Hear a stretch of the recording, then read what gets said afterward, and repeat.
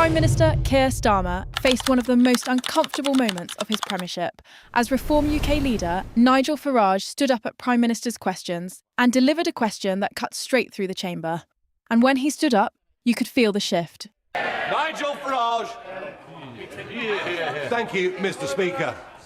At the age of 14, Michel Mandarin was forcibly removed from his home, the coral atoll of Ile-de-Quoi, dumped on the quayside in Mauritius, forced to live on food scraps out of bins.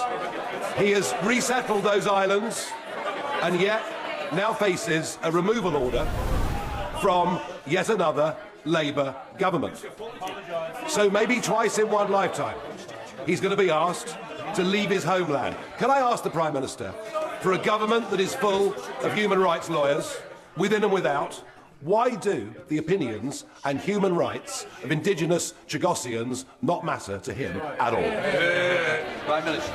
So he has neither the decency nor the backbone to condemn a death threat to a member of this House, whichever party they are in. He doesn't have the decency or the backbone to condemn it and to sack the individual. And that just shows that his party have got nothing to offer the country but grievance and division. Look at their candidate in Gorton and Denton, a man who says anyone who isn't white cannot be English. No wonder he's been endorsed by Tommy Robinson. It doesn't represent our country, and anybody who wants to stand against that hatred and division should vote Labour on Thursday tomorrow in Gorton and Denton. He didn't begin with statistics. He didn't begin with party attacks. He began with a name. At the age of 14, Michel Mandarin was forcibly removed from his home in the Chagos Islands, taken from the coral atolls, dumped on the quayside in Mauritius, forced to survive on scraps, displaced from his homeland by government decision. Decades later, after rebuilding a life and resettling those islands, he now faces the possibility of removal once again. Twice in one lifetime. The Commons fell into that rare kind of silence, the kind that signals something uncomfortable has just landed. Then came the question. For a government filled with human rights lawyers, why do the human rights of indigenous Chagossians not matter? It was direct, it was sharp, and it struck at the heart of a growing political storm surrounding Labour's handling of the Chagos Islands. Within seconds, Labour MPs began shouting. Before we continue, please take a moment to like this video and subscribe to Britain Daily. It's completely free, and it helps us keep bringing you the hard-hitting stories that matter. Back to the chaos. Noise flooded the chamber, attempts to drown him out. The usual PMQ's theatre, but louder than usual, more frantic. Because this wasn't just a policy disagreement. This was an accusation of moral inconsistency. And at the centre of it stood Prime Minister Keir Starmer. The controversy revolves around Labour's approach to the long-running dispute over the Chagos Islands, a British Indian Ocean territory that has been at the centre of legal battles, sovereignty arguments, and the historic displacement of its indigenous population. Critics have branded Labour's position as a surrender. Supporters call it compliance with international legal rulings. But what has ignited outrage is the perception that the very people displaced decades ago may once again find themselves sidelined in negotiations about their own homeland. When Starmer rose to respond, the expectation was clear. This was the moment to provide clarity, to address the human story head-on, to explain the government's position plainly. Instead, the Prime Minister pivoted. He accused Farage of lacking decency for not condemning a separate death threat issue involving a member of the House. He attacked Reform UK's rhetoric. He referenced division and extremism. He broadened the exchange into a debate about political standards. But he did not directly answer the question about the Chagossians. And that's when the anger intensified. Because for many watching, both inside Parliament and across the country, this wasn't about party politics. It was about whether Britain's government could clearly articulate where it stands on sovereignty, human rights, and the future of British territory. The exchange quickly escalated beyond the chamber. Clips spread online within minutes. Commentators weighed in. Supporters of Farage claimed the Prime Minister had dodged a straightforward moral challenge. Labour supporters argued that the issue was being weaponised for political theatre. But beneath the shouting, a deeper issue emerged. This confrontation happened at a fragile time for Starmer. Approval ratings have been under pressure. International scrutiny has intensified. Questions about leadership strength are circulating both at home and abroad. And now, on one of the most visible parliamentary stages, the Prime Minister appeared defensive rather than decisive. In politics, optics matter. When a leader looks comfortable under fire, they project authority. When they look rattled, opponents smell blood. The Chagos issue may seem geographically distant to many voters, thousands of miles away in the Indian Ocean. But symbolically, it touches on something much closer to home: national sovereignty, historical responsibility, and whether Britain still governs with clarity or confusion. Farage framed it as betrayal. Starmer framed it as political opportunism. But the question remains hanging in the air: why hasn't the government clearly outlined what happens to the Chagossians themselves? And as the shouting subsided and the Speaker attempted to restore order, one thing became undeniable. This was not a routine PMQS clash. This was a pressure point, and the pressure is building. Because this issue does not exist in isolation. The Chagos Islands dispute has been simmering for years, but under this government, it has moved from legal background noise to front-page political firestorm. At the centre of it all is a question of sovereignty. The Chagos archipelago was separated from Mauritius in the 1960s before Mauritian independence. The indigenous Chagossian population was removed to make way for a joint UK-US military base on Diego Garcia. Since then, successive British governments have defended the legality of Britain's control, even as international courts and the United Nations have challenged it. Now, negotiations over the territory's future have intensified, and critics argue Labour is preparing to hand sovereignty to Mauritius.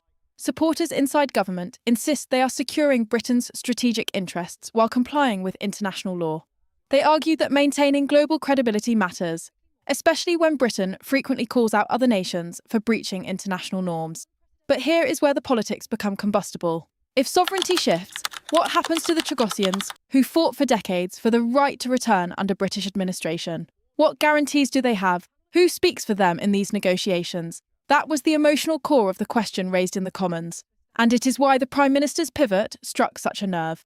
Because when a human story is presented, a 14-year-old forced from his home, now facing uncertainty again, voters expect empathy before strategy, clarity before counterattack. Instead, what they witnessed was escalation. Nigel Farage didn't raise his voice at first. He didn't need to. The reaction around him did the work. Labour MPs jeered. Reform MPs shouted back. The Speaker intervened repeatedly. It was messy, chaotic, raw. But beyond the theatre, the political risk for Starmer is growing. Leadership in Britain has always been judged on one core test: strength under pressure. Margaret Thatcher built her reputation on it. Tony Blair mastered the optics of command. Boris Johnson survived for years largely on political agility, until he didn't. Now, Keir Starmer faces a different kind of test. Not one of scandal, not one of personal controversy, but one of perception. Is he decisive? Is he transparent? Is he in control of the narrative? Because in modern politics, unanswered questions are oxygen for opponents. Within hours of the exchange, clips circulated across social media platforms. Commentators framed it as a dodge. Others defended the Prime Minister, arguing that Farage was attempting to inflame tensions rather than seek solutions. But the public rarely dives into procedural nuance. They react to tone, to body language, to whether a leader appears comfortable explaining their position. And in that moment, the optics were not comfortable. There is also the international dimension. The United States maintains a major military presence on Diego Garcia. The base is strategically vital, used for operations across the Middle East and Indo-Pacific. Any change in sovereignty arrangements must secure that defence partnership. Government allies argue negotiations are precisely about safeguarding that arrangement long-term. Opponents argue Britain is negotiating from weakness. That perception, weakness, is politically dangerous. Because sovereignty debates resonate deeply with sections of the electorate who already feel Britain has ceded too much control in other areas. Whether fair or not, the symbolism matters. And Farage understands symbolism. He has built a career on identifying pressure points where national identity, legal complexity, and emotional narrative collide. By raising the Chagossians in personal terms, he reframed what could have been a technical legal discussion into a moral confrontation. And moral confrontations are far harder to deflect. Inside Labour ranks, frustration is also brewing, though quietly. Some MPs believe the government must articulate its Chagos strategy more clearly and more publicly before the opposition defines it for them. Others argue that engaging directly with Farage amplifies him. But silence carries its own cost, because when government messaging leaves space, political opponents fill it. And as the week progresses, pressure from backbenchers, commentators, and international observers is unlikely to fade. The question now is not simply about the islands, it's about authority. Does the Prime Minister step forward with a detailed, transparent explanation, including explicit guarantees for the Chagossian community? Or does he continue to frame the debate as political grandstanding? Either path carries risk. One exposes negotiation detail, the other fuels suspicion. And in a parliament already vibrating with tension, this issue could resurface at any moment. What makes this moment so volatile is not just the policy itself, it's the timing. Britain is navigating economic pressure, public services are strained, international alliances are under constant scrutiny. In moments like this, voters look instinctively for steadiness, for leadership that feels firm, composed, unmistakably clear. And when clarity wavers, doubt creeps in. The Chagos issue may sit thousands of miles from the British mainland, but politically it has landed right in the centre of Westminster. Because sovereignty is never just about land. It's about identity, authority, control. And when a government appears hesitant on sovereignty, opponents frame it as surrender. That word, surrender, has begun circulating more frequently in commentary. Supporters of Nigel Farage argue that Britain is negotiating away territory under international pressure. They warn it sets a precedent. They question what message it sends globally. Labour ministers reject that characterisation outright. They insist this is about resolving a long-running legal dispute responsibly while protecting Britain's defence interests. They point to the strategic importance of maintaining strong alliances and upholding international rulings. But politics is rarely decided on legal footnotes. It's decided on perception. And perception was shaped in that chamber. When the Prime Minister chose to pivot rather than directly address the emotional weight of the Chagossian story, critics saw avoidance. Supporters saw strategic restraint. The public saw a clash. Now the stakes are rising. The real question is what happens now. Will clarity emerge, or will doubt deepen? The pressure is mounting, the cameras are watching, and Britain is waiting. If you found this breakdown compelling, make sure to like, share, and subscribe to Britain Briefed for more in-depth analysis on the stories shaping our country. Thanks for watching.